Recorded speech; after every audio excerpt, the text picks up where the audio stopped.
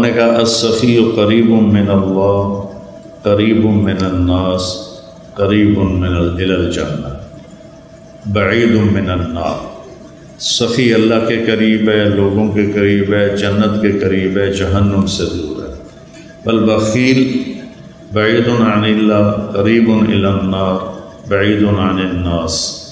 جو بخیل آدمی ہے وہ اللہ سے بھی دور ہے، لوگوں سے بھی دور ہے، جنت سے بھی دور ہے، جہنم کے قریب ہے۔ تب ایک چھوٹی سی آیت میں پیش کرتا ہوں، فَلَقْتَحَمَ الْعَقَبَةَ وَمَا أَدْرَاكَ مَا الْعَقَبَةُ۔ حیرت کے اظہار کے لیے عربی میں دو لفظ تھے، ما افعلہ و افعل بہ۔ قرآن نے ایک تیسرے لفظ کا استعمال کیا جس نے عربوں کو حیرت میں ڈال دیا، جو قرآن القارعۃ ما القارعۃ وما ادراک ما القارعۃ وما ادراک ما الحاقۃ وما ادراک ما سقر وما ادراک ما یوم الدین۔ یہ استعمال پہلے عرب میں نہیں تھا، اس کو قرآن نے استعمال کیا کہ بالکل جب کوئی حیرت میں ڈوب جائے وہاں یہ لفظ بولا جاتا ہے۔ تو اللہ تعالیٰ نے فرمایا کہ پھر تم نے گھاٹی کو پار کیوں نہ کیا؟ اقتحام کہتے ہیں، پہلے سڑکیں تو تھیں نہیں، کہیں کھائیاں آ جاتی تھی، کہیں نشیب کہیں فراز۔ تو جہاں کہیں ایسا ہوتا تھا کہ نیچے نہیں اتر سکتے، گہرائی ہے، اور سوائے گھوڑے کے کوئی اور شکل نہیں پار چھلانگ لگانے کی، اس کو کہتے تھے اقتحام، کہ گھوڑے کو اٹھانا اور ایڑ لگانا اور چھلانگ لگوا کے پار۔ یہ ایک جان کا قرہ ہوتا تھا کہ ذرا گھوڑے کا پاؤں پھسلا تو اندر پتہ نہیں زندگی پھر بچتی ہے یا نہیں بچتی۔ اور اس طرح گھوڑے کو اٹھانا، وہ اس کو بہت زیادہ پریکٹس کروائی جاتی۔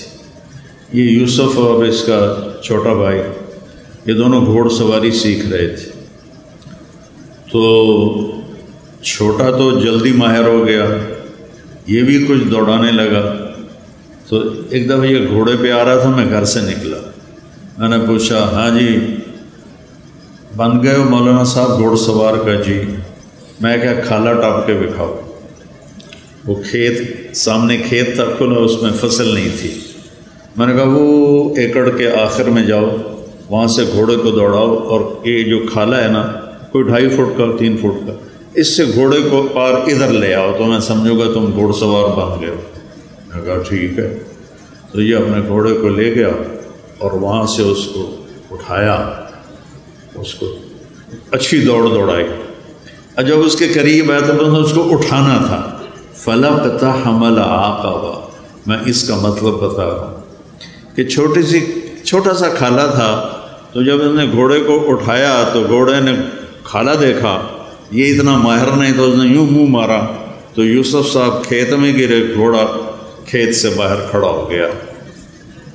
شکر ہے وہ کھیت میں گرا ہے، اس کی ہڈی کوئی نہیں ٹوٹی۔ تو اقتحام کہتے ہیں مشکل کھائی کو پار کرنا۔ پھر اللہ نے کہا تمہیں پتہ ہے وہ کیا ہے؟ دیکھیں، نماز، روزہ، حج، زکوٰۃ، اور سب سے مشکل جہاد، پھر ہر وقت کی محنت تبلیغ، پھر تہجد، پھر عمرے، پھر ذکر، پھر تلاوت، پھر نوافل، کتنے بے شمار کام ہیں۔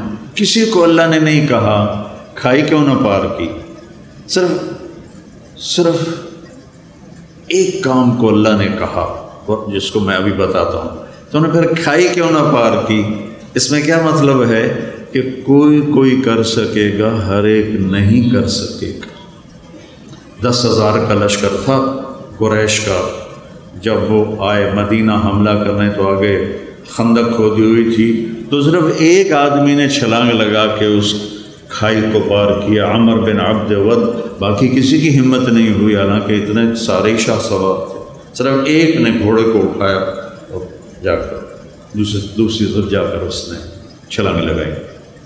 تو اللہ تعالیٰ نے فرمایا تمہیں کچھ خبر ہے کہ یہ کھائی پار کرنا میں کیا مطلب لے رہا ہوں؟ کہ نہیں یا اللہ، کا فک کو رکھا ہوا، سبحان، جن کی گردنیں پھنسی ہوئی ہیں مصیبت میں، تکلیف میں، بیماری میں، قرضے میں، مصائب میں۔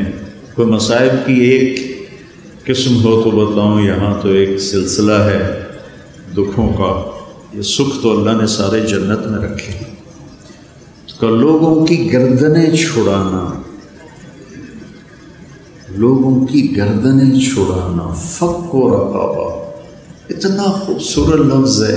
پہلے جو تھے نا غلاموں کے، ہم گئے تھے وہ تنزانیہ کے زنجبار ہماری جماعت گئی، نئی بٹ صاحب بھی ساتھ تھے، تو وہاں جہاں غلاموں کو وہ پکڑ کے لاتے تھے اور وہاں ان کو اندر قید کرتے تھے، پھر بحری جہاز آتے تھے تو ان کو بیچ کے آگے روانہ کرتے تھے۔ زنجبار سے کتنے کالے امریکہ پہنچے اور یورپ پہنچے، تو ان کی گردن میں توق ہوتا تھا کہ یہ بھاگ نہ جائیں، تو توق وزنی ہوتا تھا، وہ بڑے کرب اور تکلیف میں ہوتا تھا غلام۔ تو اللہ نے وہ تعبیر لی، فک و رقابہ، کہ جس کے گردن میں لوہے کے توق پڑے ہوں اس کے توق کھول کے آزاد کرو۔ ہر مصیبت زدہ کی گردن میں توق ہوتا ہے۔ او اطعام فی یوم ذی مسغبہ،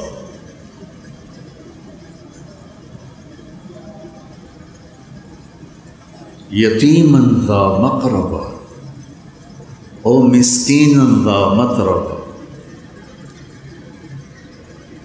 فی یوم ذی مسغبہ۔ صبغ کہتے ہیں اسبغ علیکم نعمہ ظاہرۃ و باطنہ۔ بارش ہوتی ہے تو ہم پورا بھیگ جاتے ہیں، اگر باہر ہوں پورا بھیگ جاتے ہیں، کہیں سے بھی ہمارا کوئی پہلو نہیں بچتا۔ تو اللہ تعالیٰ فرما رہا ہے کہ وہ آدمی جس پر بھوک بارش کی طرح چھا گئی اور کہیں سے بھی وہ نہیں نکل پا رہا اس بھوک سے، اس کو اس بھوک سے نکالنا، خاص طور پر جب وہ تیرا رشتہ دار ہو اور ہو بھی یتیم۔ رشتہ داروں میں کوئی مالدار ہو جائے تو غریب حسد کرتے ہیں اور مالدار تکبر کرتا ہے، وہ ان کے ضائع ہونے کی تمنا کرتے ہیں، وہ ان پر اپنے مال کا روب جتلاتا ہے۔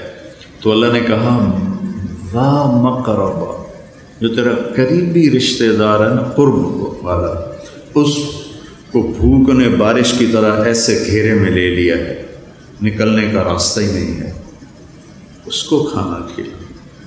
اور مسکین، فقیر اسے کہتے ہیں جس کے گھر میں ایک دن کا کھانا ہو۔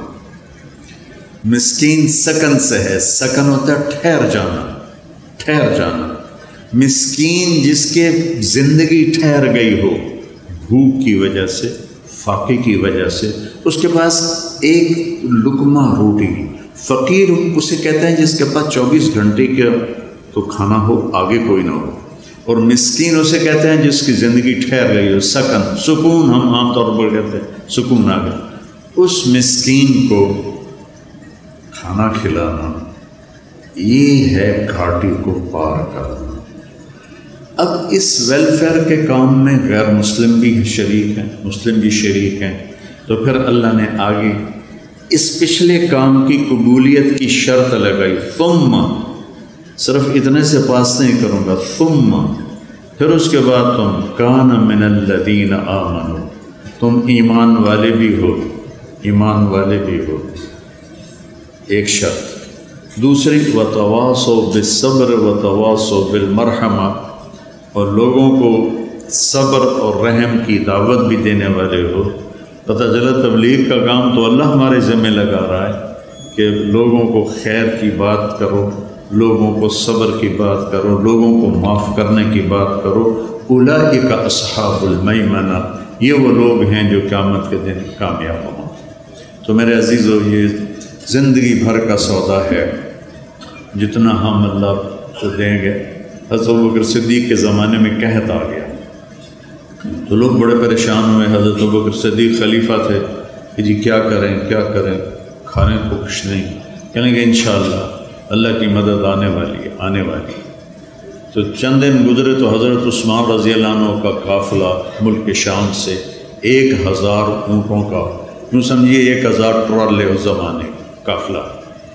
تو جتنے وہ تاجر تھے بڑے جو تھوک والے، وہ ان کے پاس گئے کہ جی سودا کریں۔ کہنے کہ کیا دو گے؟ کہنے کہ 10 روپے کی چیز 12 میں لے لیں۔ کہ نہیں مجھے منظور نہیں۔ اچھا 10 روپے کی چیز ہم 14 میں لے لیں۔ کہ نہیں مجھے نہیں منظور۔ کہ اچھا ہم 10 روپے کی چیز 15 میں لے لیں گے، اس سے آگے ہماری ہمت نہیں۔ تو حضرت عثمان نے فرمایا کہ مجھے قیمت زیادہ لگ چکی ہے، لہذا میں تمہیں نہیں بیچوں گا۔ وہ کہنے کہ سارے جو ہیں تھوک کے تاجر وہ تو تیرے سامنے بیٹھے ہیں، تو اب کون ہے جو آپ کو زیادہ پیسے لگا گیا ہے؟ تو کہا تم سے پہلے میرا اللہ مجھ سے بات کر رہا ہے کہ من جاء بالحسنۃ فلہ عشر امثالھا، کہ تو عثمان تیرے 1 روپے کی چیز میں 10 روپے میں خریدوں گا۔ تو لہٰذا میں اللہ کو بیچ رہا ہوں۔ مدینے میں قحط ہے، میرے 1000 اونٹوں سمیت سارے مدینے والوں پہ صدقہ۔ تو اس رات حضرت عبداللہ بن عباس نے خواب دیکھا کہ اللہ کے نبی سفید گھوڑے پر ہیں، سبز پوشاک ہے اور سونے کی لگام ہے گھوڑے کی۔ تو عبداللہ بن عباس نے گھوڑے کی لگام پکڑ کے پوچھا یا رسول اللہ آپ سے ملنے کو جی چاہ رہا ہے۔ کہنے کہ عبداللہ آج تو میں فارغ نہیں، آج اللہ تعالیٰ نے عثمان کی سخاوت کو قبول کیا ہے اور جنت کی ایک حور سے اس کا نکاح کیا ہے اور اس کا ولیمہ پورے جنت والوں کے لیے رکھا ہے، تو میں آج اس ولیمے میں جا رہا ہوں۔ تو بھائیو، اللہ سخی سے پیار کرتا ہے، وہ نا عبادات میں ڈھیلا بھی ہونا تو اللہ اس سے پیار کرتا ہے، اور بخیل سے اللہ کی کوئی دوستی نہیں، چاہے ہک ٹانگتے کھلو کے ساری رات اللہ ہو کرے، سخی سے اللہ کو